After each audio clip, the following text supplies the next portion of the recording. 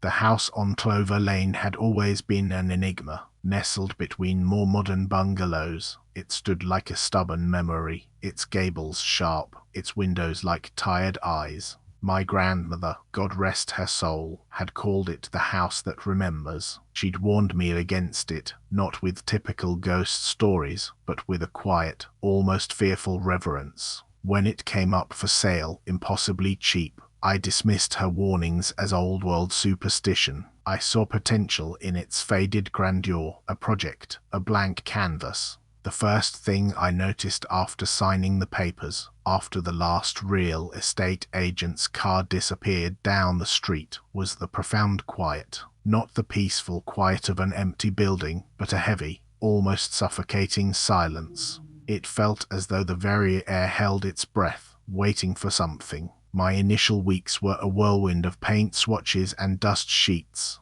I tackled the downstairs first, tearing down peeling wallpaper, sanding floorboards until they gleamed. During the day, with the radio playing and sunlight streaming through the windows, the house felt merely old. But as evening approached, as the light softened and shadows lengthened, the atmosphere shifted.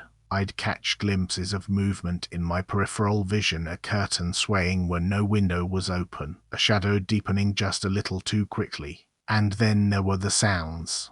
Not loud bangs or terrifying screams, but delicate, almost mournful noises. A soft thud from an upstairs room, the barely audible scrape of something being dragged across wood, and once, a distinct, rhythmic rocking sound. Each time, I'd stop, listen, and hear nothing but my own heartbeat. I began to explore the upstairs, a warren of smaller rooms and a surprisingly large attic. The attic was the worst, not because it was terrifying, but because it felt profoundly sad. It was mostly empty, save for a few forgotten items under a dusty sheet. A small, wooden rocking horse, its paint chipped. A child's miniature tea set, arranged as if awaiting guests. And in the very center, draped over what looked like an old trunk, was a warm, child's blanket, embroidered with faded blue birds. It felt like walking into a memory, a space preserved by sorrow. I found myself whispering hello into the silence, half expecting an answer. Of course, none came, only the hollow echo of my own voice. The occurrences escalated, becoming more personal. Objects would move. My keys, left on the kitchen counter, would reappear on the mantelpiece.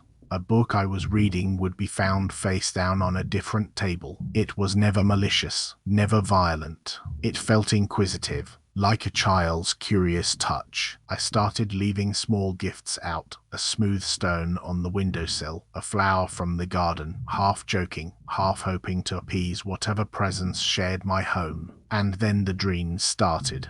Vivid, unsettling dreams. I'd be walking through a field of tall, whispering wheat, searching for something, someone. A woman's face, always blurred, always just out of reach, would turn to me, her eyes filled with an unspeakable grief. I'd wake with a gasp, the feeling of loss clinging to me like a shroud.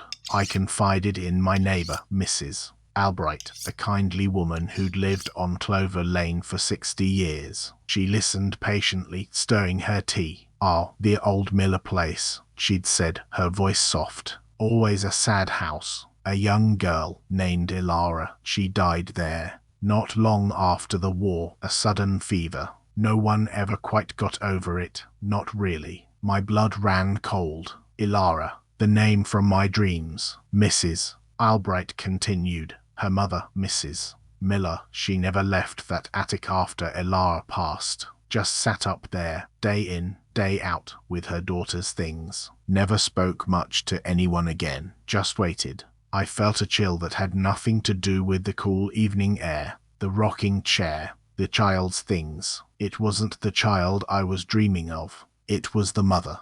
That night, I went up to the attic with a heavy heart. The air felt colder, thicker. I found the old trunk under the bluebird blanket. It was locked. I tried to pry it open, but it wouldn't budge. I wasn't trying to break into some forbidden chest, but to unlock a story. I sat down beside it, feeling the rough wood against my palm. Mrs. Miller, I whispered into the quiet. Ilara, the rocking chair in the corner began to sway, slowly, gently. It wasn't violent or threatening. It was an invitation. I felt a profound sorrow radiating from the room, a longing so deep it was almost physical. She wasn't haunting the house, she was trapped by her grief. I began to talk. I spoke to the empty room, to the rocking chair, to the presence I now understood. I spoke about my own griefs, my own losses, things I hadn't vocalized in years. I told Mrs. Miller that Ilara was at peace,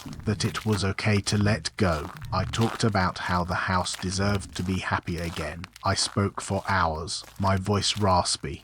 I didn't expect a response, not a verbal one, but as I spoke, the air in the attic began to feel lighter, warmer. The heavy silence lifted, replaced by a quiet that felt truly peaceful. I heard a sound then, clearer than any before, a soft, almost ethereal hum, like a forgotten lullaby. It faded quickly, leaving only the quiet of the night. The next morning, I went back to the attic. The rocking chair was still, the child's blanket lay neatly folded on the trunk, and there, on top of the blanket, was a small, tarnished silver locket. It had clearly been inside the locked trunk. I opened it. Inside were two tiny, faded photographs, a smiling young girl and a woman with kind, tired eyes. I recognized Mrs. Miller from Mrs.